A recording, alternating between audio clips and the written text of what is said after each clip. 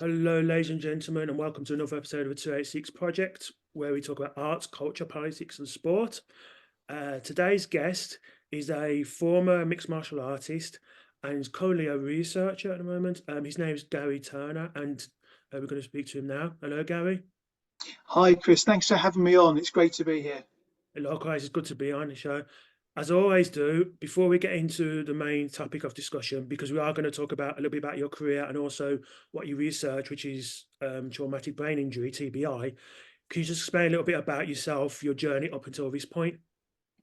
Oh, geez. Yeah, I'm a combat sports veteran. I've had a very successful professional fight career. Picked up 13 world titles across kickboxing, Thai boxing, sport jiu-jitsu. I've competed at elite level and 5 combat sports, including mixed martial arts. On top of that, I'm now just completing my multidisciplinary PhD into basically traumatic brain injury in combat sports and the policy surrounding it. I live at home with, of course, I live at home. Duh.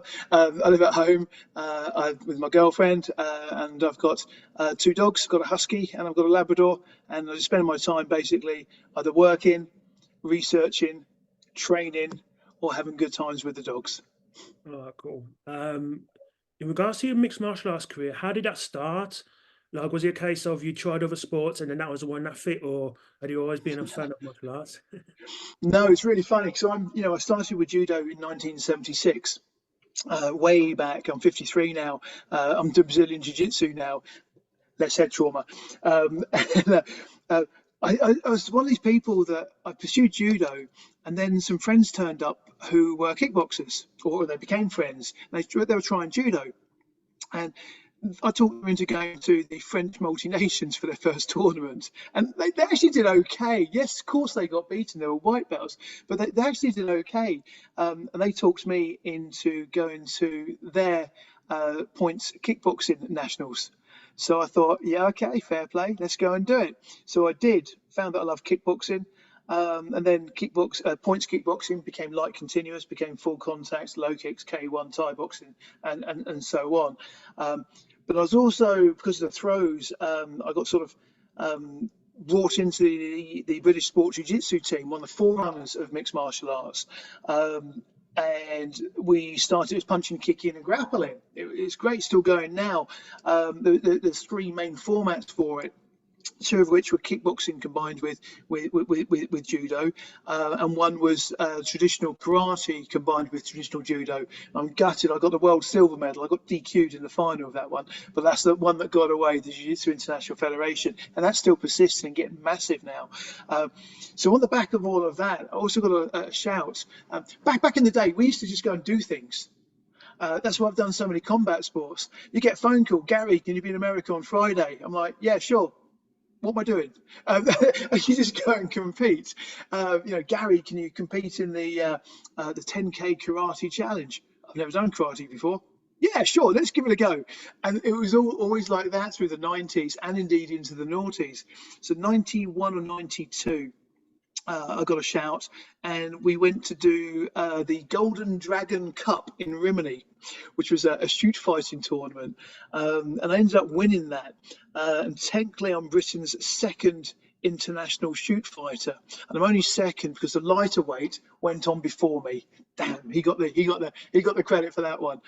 And then late 90s, we started doing on the back of the Vale Tudo and mixed martial arts becoming more formatted as what it's known now. I did a couple of shoot fighting matches for Lee Hasdall at Milton Keynes. We made TV. We were on Channel 5. I was on a couple of news channels. Well, back then there's only 5 channels, so I hit the news on a couple of those, ITV and I think Channel 4, Channel 5.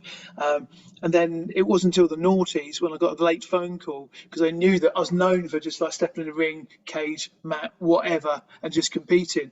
And there was a legendary American fighter called Bob Sapp. He's 178 kilos. He was quite big in the movies as well, as a big, scary villain normally. And he was just a massive star in Japan. And he was headlining at Wembley Arena for cage rage shows. And his opponent, unfortunately, became injured. I think it was Rob Broughton that was due to fight him, and he became injured.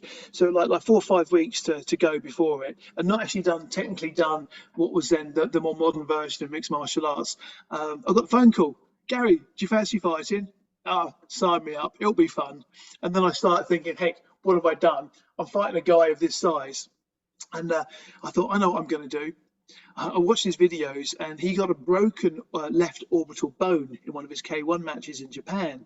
And poor Bob, he's a big guy, really strong, scary. He doesn't handle pain very well.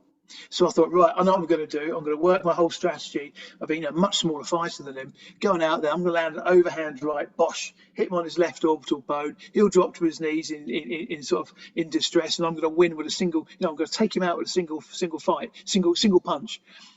Unfortunately, he, for whatever reason, wouldn't get on the plane and fly over to fight me at the last moment. We think it's several things. One, he realised that I wasn't a bum, that I've been training with the K1 kickboxing greats in the Netherlands, the people that have been putting Bob Sapp on his bum.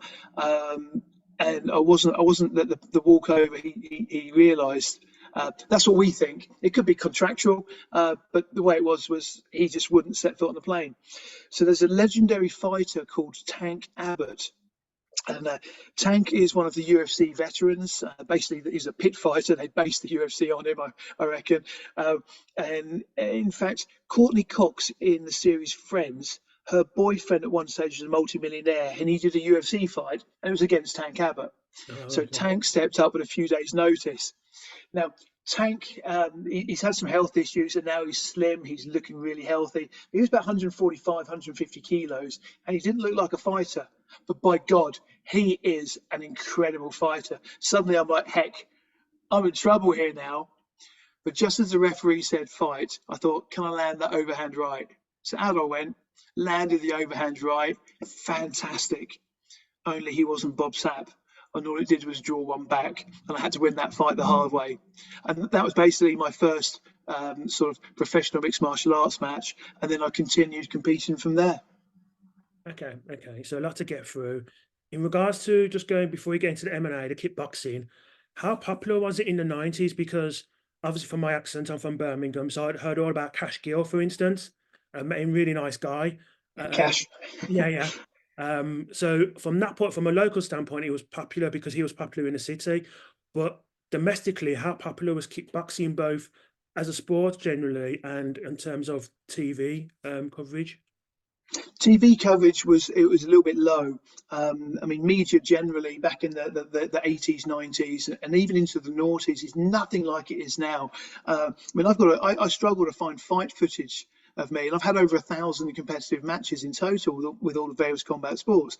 Yet I struggle to find fight footage. Everyone nowadays got a phone. Everyone nowadays puts on Insta, YouTube, everywhere. But back then, the TV wasn't that heavily involved. There was a few TV programs that covered it, but it was actually quite suppressed. But for a sport itself, it was buzzing. It had, you're talking about, Birmingham, Aston Laugar kickboxers, people like Pele Reid who switched to professional boxing. Pele was a great friend of mine. We were in the British kickboxing team together. Wayne Turner. There's a whole series of people from your area. Kirkwood Walker, one of Britain's best heavyweight kickboxers from the 90s, was from your patch. Obviously, Cash the Flash was an absolute legend. He was a hero of mine when I was starting out, top guy. But it was really busy. There's a big circuit. Points kickboxing, the game of tag, which is people call it a game of tag, but trust me, that tag hurts. Then there's light continuous, where it wasn't full contact, but to be honest, it was full contact. Then there's full contact. There was leg kicks. There was Thai boxing, and then in the noughties or the late 90s, K1, which added knees to the kickboxing, but we didn't have the elbows from Thai boxing came in. It was really big, and the circuit was massive. And this was all before the media and the TV took control. Yeah, as I say, I remember like the whole Cash Gill around, and Pele Reid as well around that. Yeah. The Village Centre. So yeah, memorable times. But with martial arts in general, I'm just wondering, is there what's the martial arts scene like now? Because I mean, I used to do karate, went from my mid-teens up until my early 20s, and it seemed to be very popular then. Um, but how is it now? Not so much in terms of coverage on TV because that seems to have increased. Like we've got Taekwondo in the Olympics, and obviously judo's always been there. In Yeah, terms of people going to martial arts gyms, is that still the same, or is that decreased somewhat? And people feel like boxing or MMA gyms? it's shifted. It's definitely shifted. Brazilian Jiu-Jitsu, which is what I pursue now. I'm at the gym 6, 7 times a week doing Brazilian Jiu-Jitsu. I love it. I can't get enough of it. It's the most addictive combat sport I've done. And the participation in Brazilian Jiu-Jitsu is going through the roof. On the back of that, Judo appears to be having a resurgence as well, which is great. Uh, the points kickboxing is always buoyant. Um, yeah, thinking about it, it's as buoyant as it's ever been.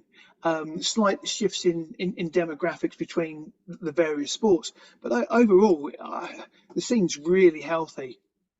Yeah, cool. So how did it shift from, I know there's obvious comparisons, but how did it shift from competing to actually deciding to research? What was that particular journey like?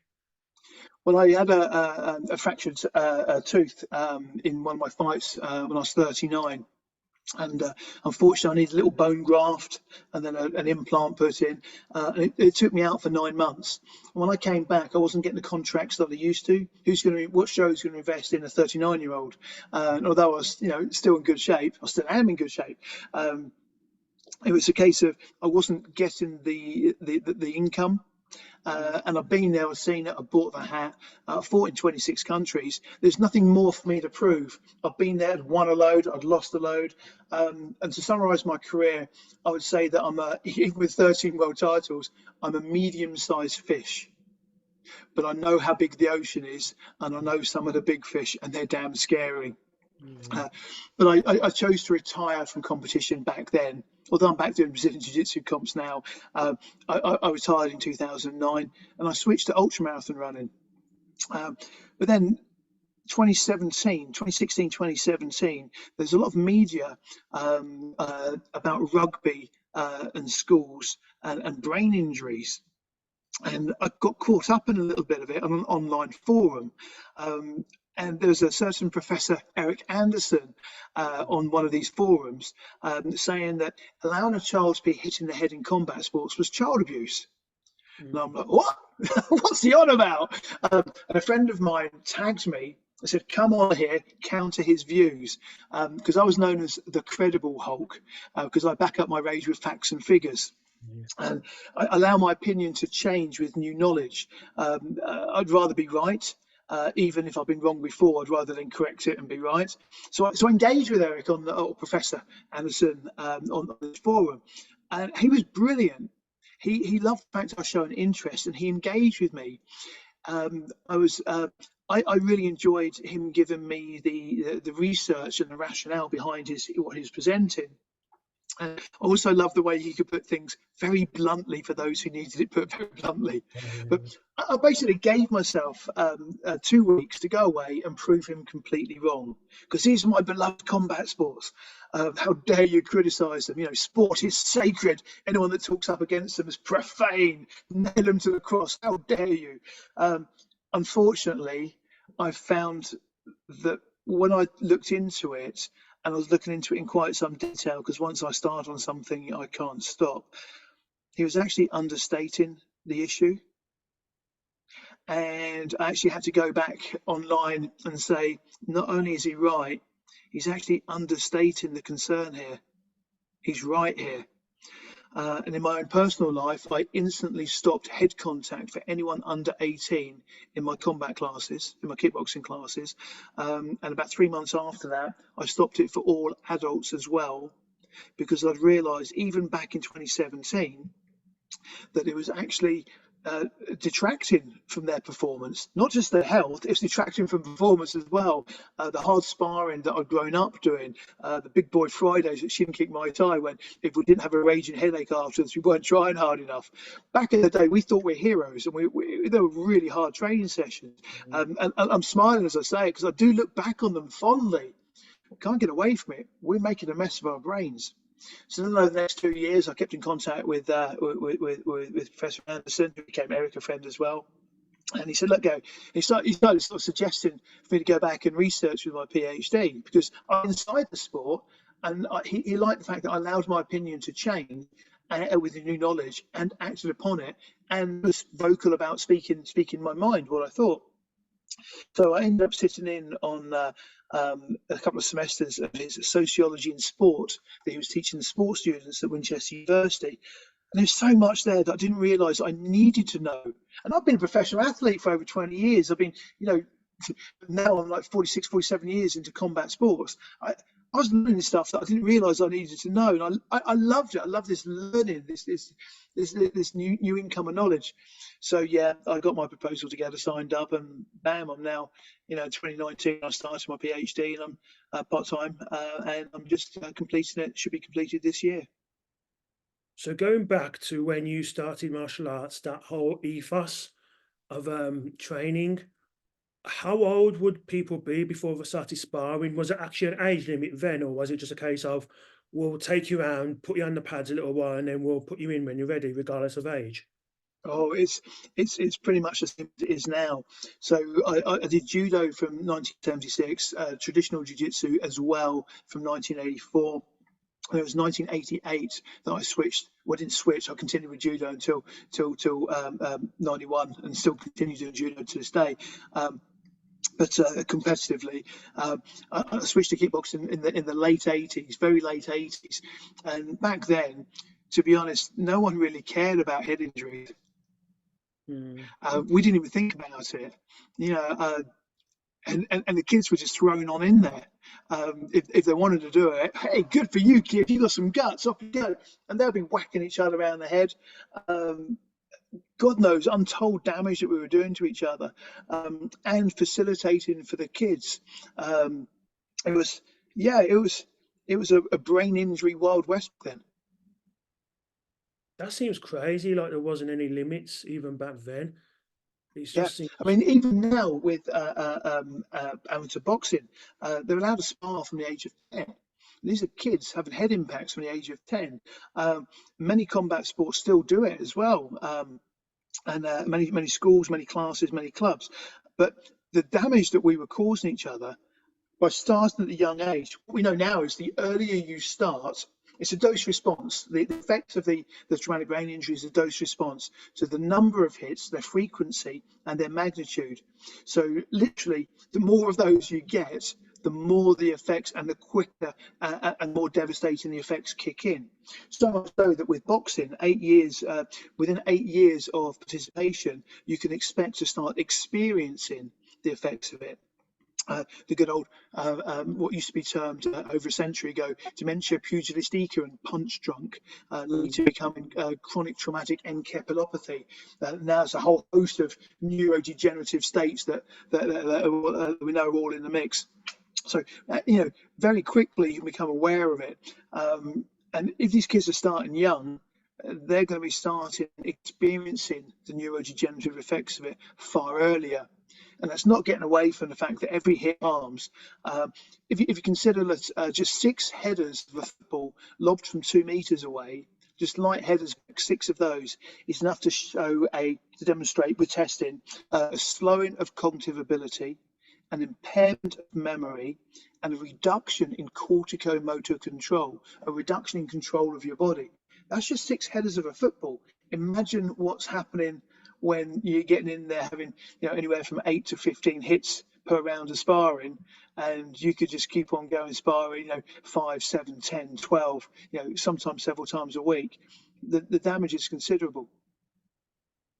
I interviewed a rugby journalist end of last year named Sam Peters, who wrote a book called Concussed, where he talked about this. Yeah, very good book. And he talked about this. But one of the things he talked about was the resistance he had from various governing bodies and other people Yeah. within his sport. Has that been the case with martial arts? And is martial arts been the main sport you studied, or have you studied other sports regarding TBI? So with respect to TBI, there's a host of literature, and it's actually surprising. There's not a huge wealth of literature for combat sports. What does exist generally, the biggest areas are boxing and taekwondo, of all things. A lot of Korean studies on that, obviously, being a Korean combat sport. But it's now catching up with the rest of it. Lots of rugby, the American football with the NFL, with the litigation, Mike Webster's brain and the cataclysmic league of denial that then took place, National Hockey League and such like. So there's a lot of research in the other areas, and also looked at the wider medical literature as well, because sport tends to protect sport. It's quite shocking. But yeah, the kickback from combat sports, it's been variable. Some are really like, yeah, Gary's making a lot of sense here. Now we know this, we've got to act on it. Without me and my research, the main sort of collective of elite level referees for Thai boxing and kickboxing in the UK, and indeed some MMA referees, will not referee a fight if head contact for under 16s. The IMAF, the International Mixed Martial Arts Federation, and the English version of it, they don't allow head contact for under 16s in competition now. And there's another good podcast, back with Chris. They just recently had a really good podcast, because what they had, I think it's like 5 or 6 of them, who have removed head contact for children in their combat sports classes, and it's how things are generally going. The feedback that they had was very small. It was only the odd parent who was vocal about it. Most of the others were on board, and overall they're seeing participation numbers going up, less injuries, greater retention, and even the adults asking for no head contact in sparring. And the class is going up because there's no head contact in sparring. They've also just started running competitions with no head contact, and they're finding that they're very well received, and those who wouldn't normally enter a competition actually are. So while in some areas there's a lot of kickback, don't change the sport, we know what we're getting ourselves into and such like, in other areas it's being received really positively. You talk about the kickback with coaches. Have some of them said to you, well, they can't really get into the ring and compete unless they spar if they're very young? Have they used that as an excuse? And also, on top of that, what are the worst excuses or reasons you've heard for people saying, no, let's go back to old school because this is how it was done? What sort of excuses have people come up with? Yeah, so 2 things there. So we've got the excuses for the second, and the first one, need to spar before you get into the ring. Obviously prepare for competition beforehand, prepare for getting hit in the head, but every hit in the head creates harm. Think of it like a power bar. It's the same with any head injuries, repetitive head impacts in any sport. Think of it like a power bar. There's a level where when you hit that threshold, you can start experiencing the observable signs and the subjective experiences, the symptoms, signs and symptoms of that traumatic brain injury. Little hits and it goes down low, big hits and it's big. But there's a point when you're going to hit that threshold. As that threshold reduces, you also get reduced control of the body. So you're more likely to receive injuries of all kinds, both in training and in competition. And if you experience a concussion, for example, which is just when a threshold of signs and symptoms are reached, you're more likely to get knocked out in the fight. So you want to protect your head leading up to any competition rather than actually take these hits in training. You can train for it. I got my guys to do super slow motion training. So as they're fighting, they're throwing punches very, very slowly, enabling their opponent to use to recognize what's happening, notice the moves that are coming out, select in their brain the appropriate response, and then affect it. So you get an appropriate response to stimuli in training, and then you can drill the full speed on the pads. So they're getting the visual recognition, but they're also getting the right reaction at the right time. You can use mental training and mental rehearsal to prepare yourself for the stress of the ring, stress of the cage, stress of the mat, stress of the fight arena. Getting hit in the head leading up to a bout actually detracts from the ability to take hits to the head, because you're already depleted by the time you go in and you're less able to respond to it. So I would suggest that they're wrong. And if you actually think about this appropriately, in sparring, you can have these novel training approaches like the super slow motion techniques, where you get an appropriate response to stimuli and you can prep a fighter for head contacts, but without taking those head contacts. Therefore, you literally save the contact at sporting arena. But that's then we can talk about the kids. And with the kids, they're actually protected from harm. So the medico-legal position of the day, whether it's criminal, legal, or civil duty of care, safeguarding legislation and such like, and indeed safeguarding policy, it terms that harm child abuse. We wrote a paper that we can talk about, which is the sports structured brain trauma is child abuse. That's had a lot of press recently, so much so that we were front page of the Times, and even Boris Johnson did a whole page in the Daily Mail where he got us completely wrong, misquoted us. It was calling us weedy Wetsville University lecturers and such like. The funniest bit was, or it's not actually, it's not funny really, but it is Boris being Boris. The picture he showed in the Daily Mail article was when he knocked to a ground a 10-year-old Japanese kid on camera playing rugby. Him shoulder barging this kid to the ground. I'm like, oh my God, what are you doing? But basically, a child is protected from harm. A child cannot consent to harm, and no adult can consent to harm on that child's behalf. That's the entire criminal, child welfare, child safety legislation position. And then policy, the safeguarding policies for England boxing, for example, says exactly the same. They actually say it is child abuse for a child to be hit. Now, people hear the word child abuse and go, I'm not doing child abuse. The policy splits into generally 4 areas. Yes, you've got child sexual abuse, which is the one that most people would think of. Yeah. However, on an equal footing to that is also neglect, which is where a facilitator enables or allows a child to receive harm. You've got physical abuse, which of course repetitive head impacts with every hit harming is physical abuse. We've got emotional abuse as well. And separate to that, you've got other things in various policies, such as poor practice, which is where you're not following the knowledge of the day and meeting your duty of care. So under England Boxing's own safeguarding policy, they define it as child abuse for a child to hit another child. This is known as work as imagined rather than work as done. What we did was we were the messengers of this. We literally, we identified the concern, the harm. We had to look at the legal position, the policy position, and we applied the two. We were literally the messengers. We had loads of people saying, how dare you call us child abusers? And we're like, we're not. Your own policy does. We're just pointing it out. But now you know, what are you going to do about it? And if you didn't know the policy said this already, what else are you missing in this policy? What else is a safeguarding letting you down on? The legendary Tanny Gray Thompson, our amazing wheelchair Olympian, she chaired headed up a safeguarding sport and duty of care report for the UK government, which slammed the failings of sport in meeting its duty of care. And it's just today that swimming has released an independent report. So what's the day? 6th of March 2024.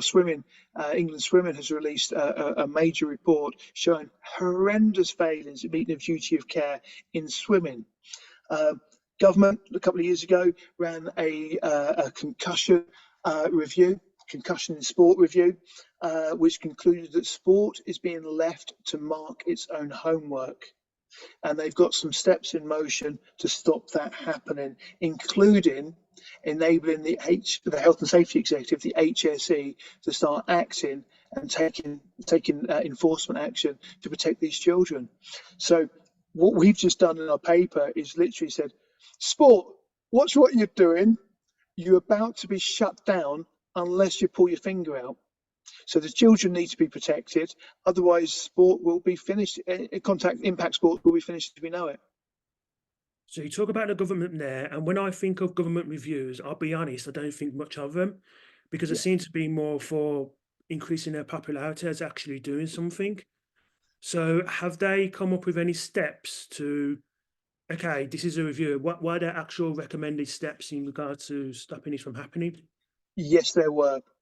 And the independent review was carried out, and that made loads of recommendations. And then the government made a response to that review where it basically took on about a third to a half of the recommendations and said, this is what we're going to start doing. We're going to point this and point that, mobilise the HSE.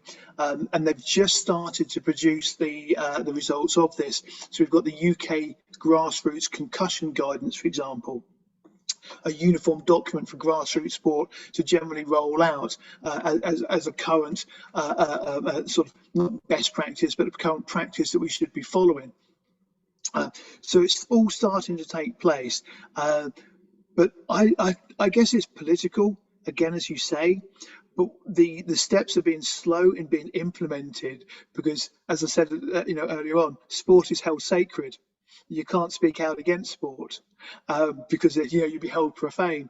So it's almost like they're dragging their heels in even implementing what they say they're going to be doing. So it's going to take some time. You talked in early, well, you said in an early answer about the media response to the paper you Yeah, and Eric Anderson wrote.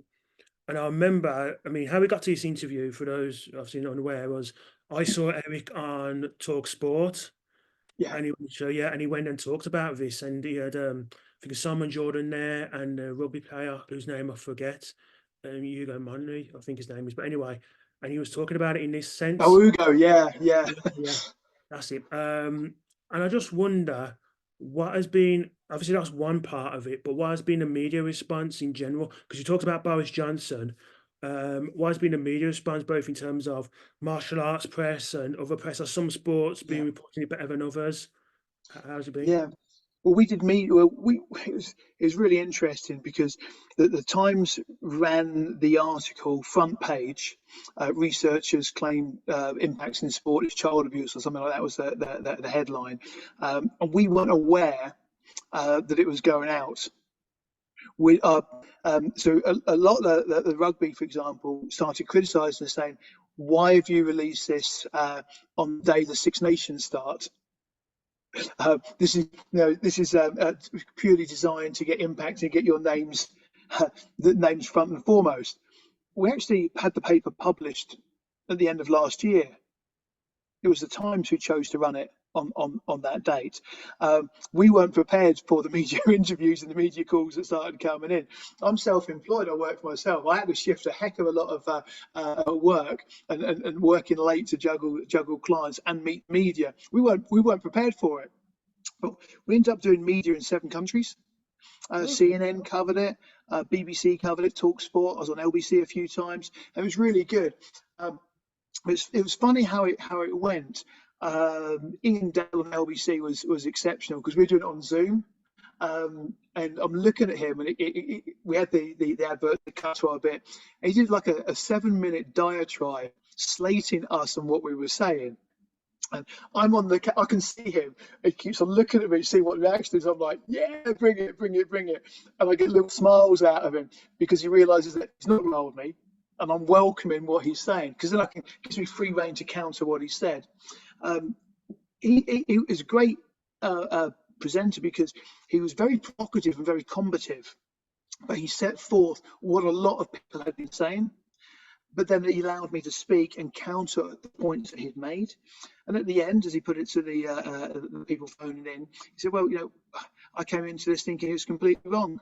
I've now had my mind changed on a lot of things. Has it changed your mind? Over to the callers. So we've had this transition period where people like Ian Dale appear to be on board after actually listening to our rational, logical argument, the evidence behind it. Some press has been really positive towards it. really promoting it. Heck, is this really what we're doing? That kind of thing. And then the Talksport one was quite interesting because certain people were jumping up into defence of sports. And for example, Ugo, for example, unfortunately, everything he was saying when you check it was completely wrong. So you've got my professor, Eric Anderson, and he's come to the table being able to back up every single thing he said with a substantial body of literature from specific research documents to its wider context. He's got the data in his head. And he was able to spiel it out quite nicely, whereas Ugo just made misrepresentations and literally appeared to be making stuff up to defend rugby. I'm like, heck, this is almost like for an academic who knows the research. It's like car crash TV as rugby tries to defend itself. We can't get away from it. This is the knowledge of the day, and some of the media were praising us for giving the knowledge of the day, and some was criticising us for it as well. And we're like, don't shoot the messengers. We're just telling you what we know now. We're not exaggerating it. We got criticised for using the term child abuse.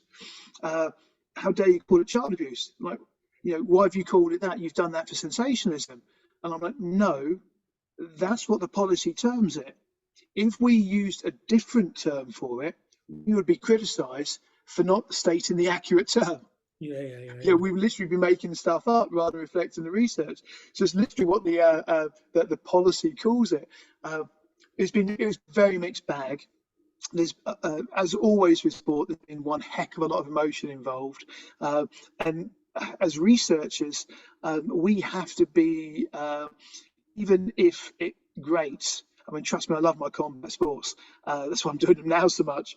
But to hear and understand, and my research demonstrating the harm that we're causing to each other, especially children, most of it is unnecessary. And how we can protect the health of the kids, protect the health of participants, and still preserve the sport before it's taken away from underneath us. It really grates with me because I can't unsee the data. Once I've seen it, I can't unsee it. And that's what we're doing, is letting people know what the data is saying at the moment, and then how it's going to be used. We'll see. Yeah, there seems to be a lot of sticking points in regards to trying to convince various people. You said that you took media from different countries. Do different countries have different outlooks? Like, say, for example, America, obviously, what happened in the NFL with litigation, and I don't know what's happened with other countries, but are there different perspectives in terms of TBI and how to treat it, or is it basically very similar to the UK?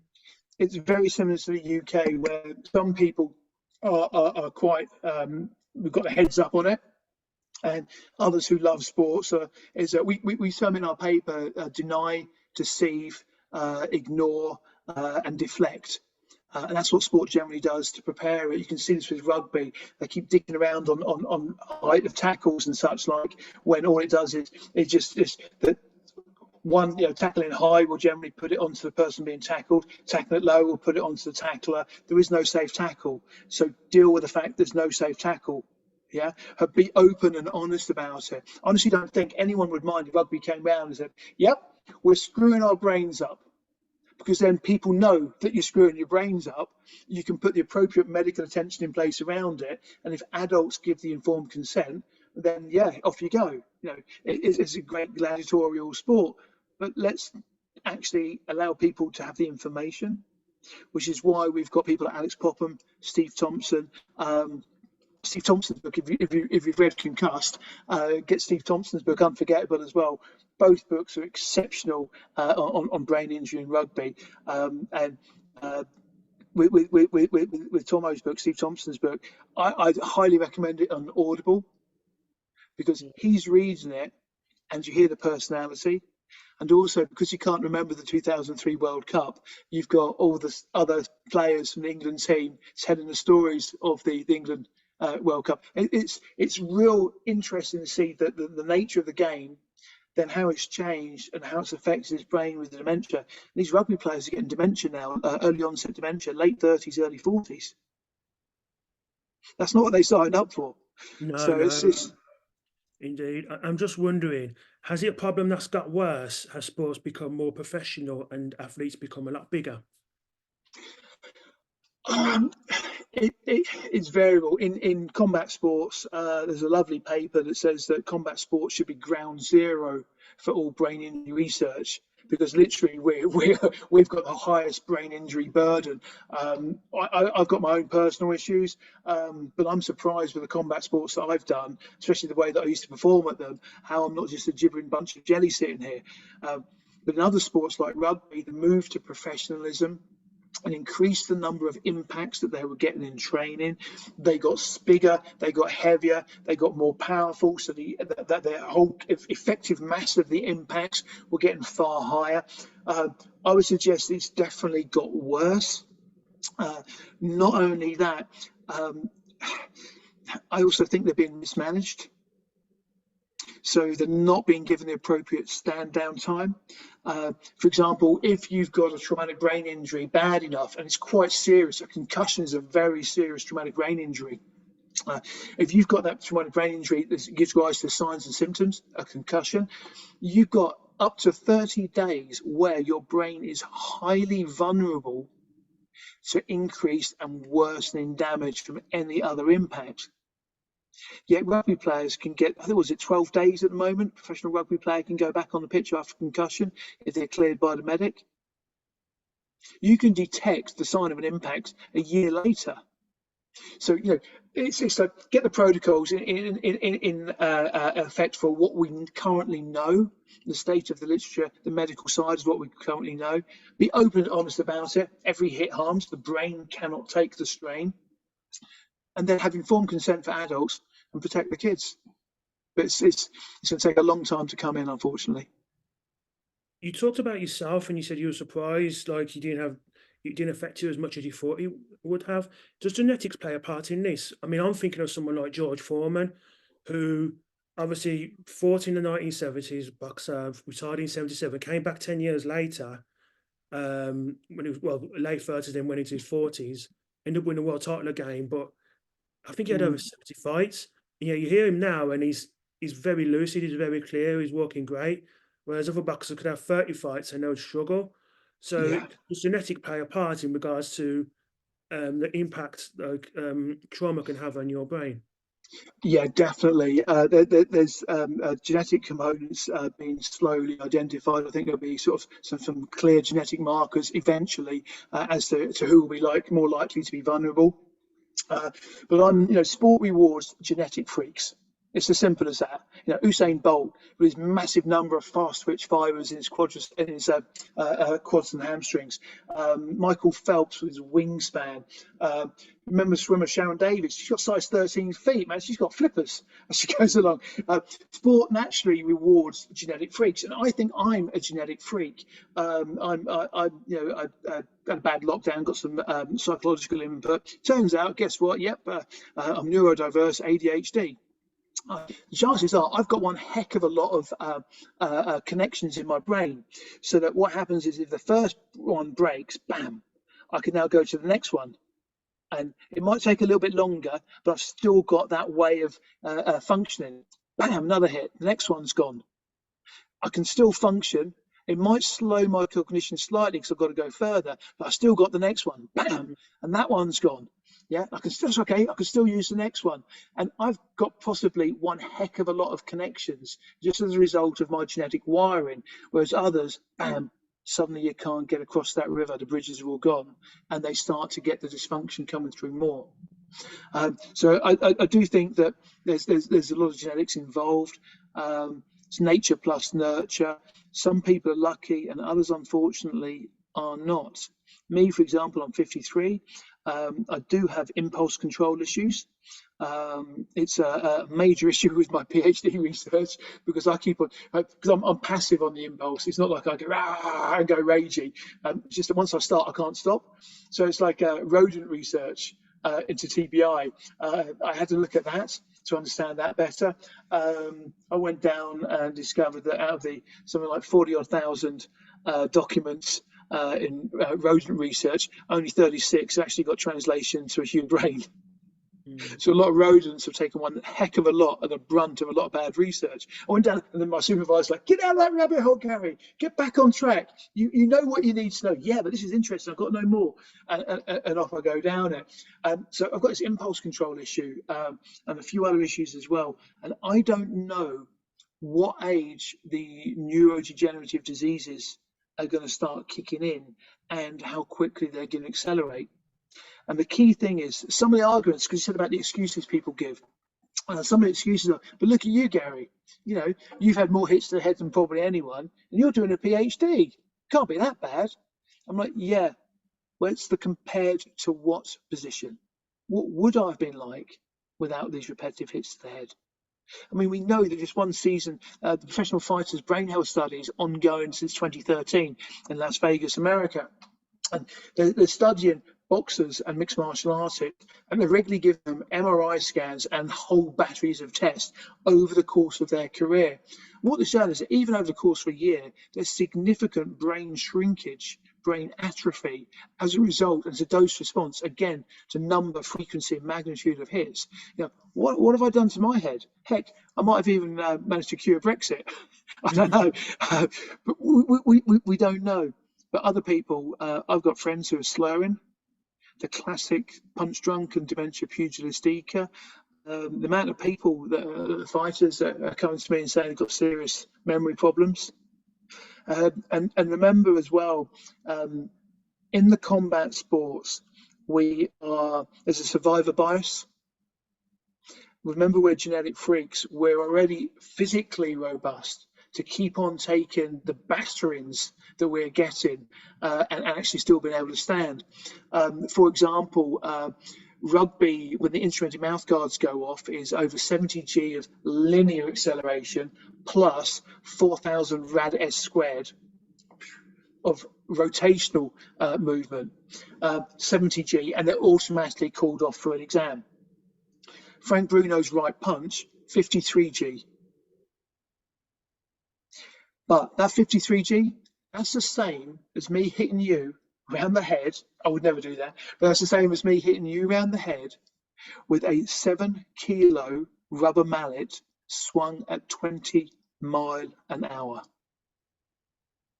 The average person cannot withstand that impact. So those of us that have successful combat sports careers, we're already genetically predisposed to actually withstand more of that impact, so we can keep coming back for more. Other people, there'll be the attrition and they drop out. So I suggest that we are the test subjects, perhaps in the same way that steroids were for the bodybuilders of the 60s and 70s, and now they're having the heart issues and such like. We know already from the last 100 years, every hit harms. We're screwing our own brains up. And not everyone can take it. Some are lucky, some are not. You mentioned there, obviously, you've talked about CET a lot so far. Are we starting to see more increases in more neurological disorders that don't just affect the brain but affect the body as a whole? Like the main one being motor neurone disease. Are those incidents of those done up as a result of repeated trauma? Yeah, I mean, the neurology runs through our entire body. So you've got the brain, you've got the spinal cord and the peripheral nervous system, going all the way through the nociceptors and nerve endings on the tips of your fingers and toes. And it's the same structure.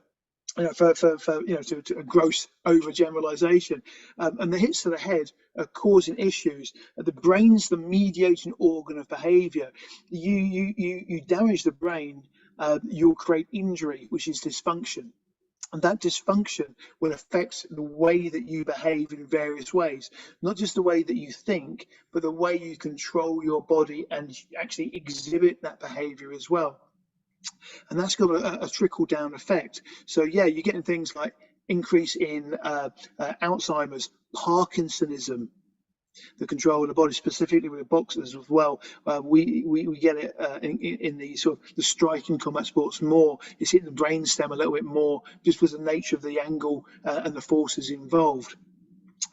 You've got any form of neurological disease. Basically what they find is it's a dose response. You're more likely to get the earlier onset and more rapid development dependent on how many hits to the head that you've got. This is on top of those who might be genetically vulnerable to it anyway. talked about robustness and how athletes are naturally more robust anyway, just because of the nature of the sport. They're in the top level athletes. Are there any, and we talked about genetics as well, are there any other things that can actually increase that robustness, like diet, exercise, or is the effect they have pretty negligible? You're going to find this in the rugby litigation when it comes out. They're going to make claims as to it's alcohol, it's the lifestyle that they lived as well, and the classic rugby. Let's get some beers afterwards. Part of the great camaraderie of the team sports and the hijinks that take place. Luckily, in combat sports, we don't tend to drink like that, but we do have lots of hijinks and laughs. I really miss the fight trips because they're really good fun. But there's nothing really apart from just being as healthy as you can, eating the good nutrition. Nutrition wise, there's some promising studies in respect to certain essential fatty oils, but there's very little evidence apart from that anything actually helps. Nothing nutrition wise is neuroprotective, despite what the creatine manufacturers want you to believe.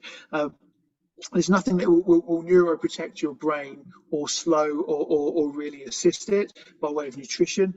The pressure chambers, the hyperbaric chambers, there's some promising studies with those, but that's more for severe TBI, less so with sort of the milder sport concussions and such like. There's no real mitigation for the brain apart from not getting hit. Unfortunately, that's the frustrating thing, that there is no protection, even down to equipment. Helmets aren't there to protect the brain.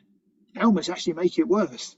Yeah, I know. If you've got a hard shell, that helmet is there to stop your skull getting fractured, which if you're on a bike, if you hit a curb, a hard curb, that skull fracture might depress enough to kill you. So wearing a helmet in those circumstances is most definitely a good idea, but don't think it's there to protect your brain. It's there to protect the skull. And then when you've got the soft shell, then that's just there for cuts and abrasions. But not only that, it can actually make the brain injury worse. The reason being is us in combat sports, we know that we want to get something called effective mass. We want to get as much weight, so mass being number of molecules there. Yeah. So we get the biggest number of molecules that we've got moving into the biggest number of molecules they've got. So if they move into a shot, it makes it even worse. And bang, we hit them. We want them to have contact time. We don't want to punch and get out. We want that force to leave us and go in. It's an action reaction. If I push you, you'll automatically push back.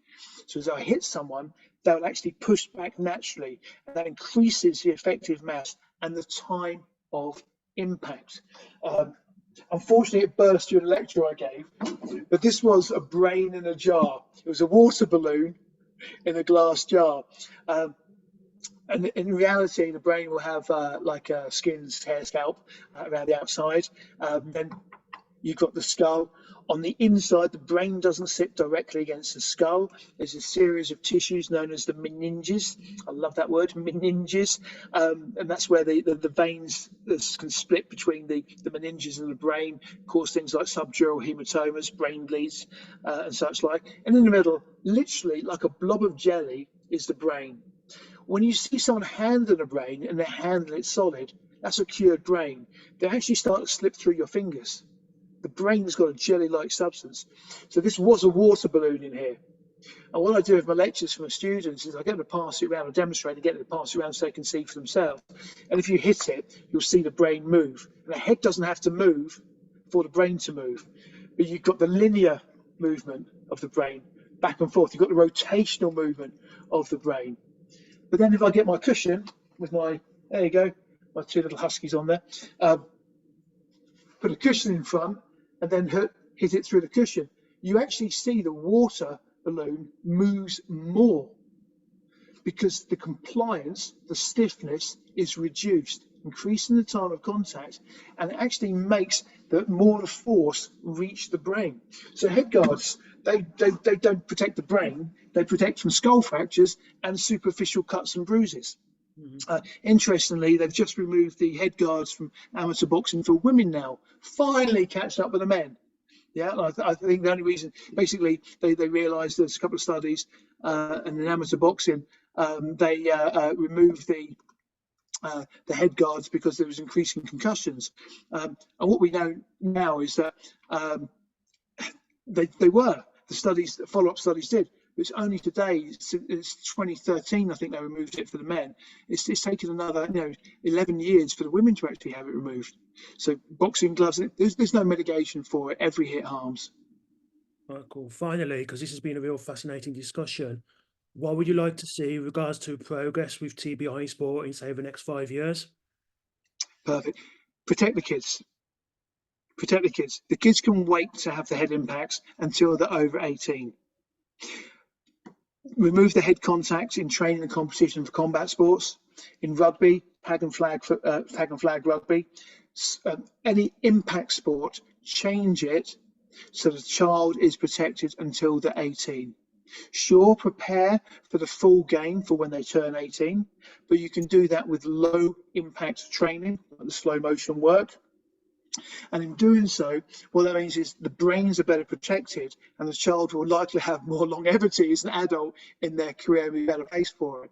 So protect the kids. For the adults, informed consent. Let them understand the full nature of TBI, that every hit harms, every impact creates brain damage. Even ahead of a football, even a fast cut or turn on a football field is enough to damage the brain. So when we structure it as part of sport, we're not doing ourselves any favours. As part of that informed consent, let them understand that it doesn't just adversely affect their health, it also adversely affects their performance. Yeah. So sport health, we don't care about sport, we don't care about health, we want to win our sport. Yeah, it's hurting your performance as well. Oh, now they might listen. But then also have appropriate policy, recognise it, detect it, have appropriate medical protocols, medical attendants to recognise it, and indeed have rule changes to privilege health over the sport itself. Boxing, for example, remove 8 counts. If they had enough damage that needs an 8 count, oh, that's it, it's over.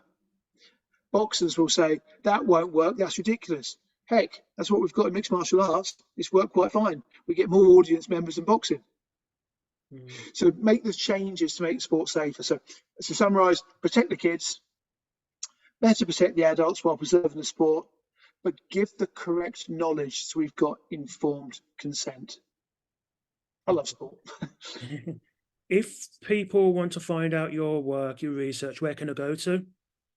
Cool. I'm active on social media, so Facebook, Gary Turner, you'll find me, and at Smiler Turner on Instagram and Twitter. Twitter I generally use quite a lot to discuss my research work. Apart from that, you can always find me. I'm very easy to find online. I've got my own Wikipedia page. They miss loads, but they've got the Wikipedia page. You can research me. You can find me. You can find my email. Get in touch either through social media or through my email. Get in touch. Any questions, I'm here for them. Oh, cool. I'll leave those links in the description below. Thank you. Gary, it's been an absolute pleasure talking to you. All the best with your PhD and all the best with your research. Chris, thank you so much for having me on. It's been my pleasure to be here. And yeah, I've got one of my new podcasts I told you before we started recording. I listen to your podcast while walking the dogs. More people need to listen to this. There's a lot of really interesting stuff you're putting out there. So thank you. Thank you. Thank you very much.